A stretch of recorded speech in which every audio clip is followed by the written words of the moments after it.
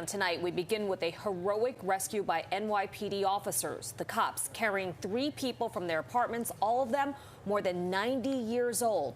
This as smoke started to fill the building. Now it happened on Elizabeth Street in Chinatown, which thankfully for those rescued is right across the street from the police precinct. Pix 11's Anthony DiLorenzo live at the scene now with more on the story. Anthony.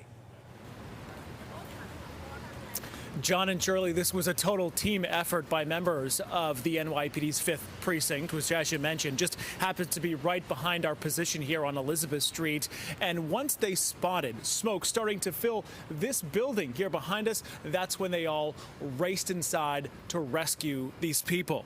The rescues were all caught on the officers' body-worn cameras, as you see here, one after one. The cops pulling out 2 women who are 91 and 99 years old, as well as a 96-year-old man, physically carrying them all out. They all live above a tea shop, which went up in flames last Monday night. The officers called for the FDNY, but knew they only had seconds to spare before the fragile residents would be potentially trapped. Each assisted the other in making the 6-story evacuation, which they completed even in the minutes before firefighters arrived. They triaged the trio inside the precinct, though everyone refused medical attention because no one hesitated to react.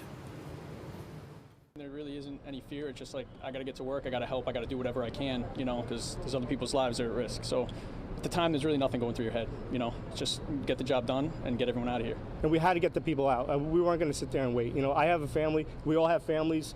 My mom, I thought of my own mother when I'm standing at the door, and I wanted her out.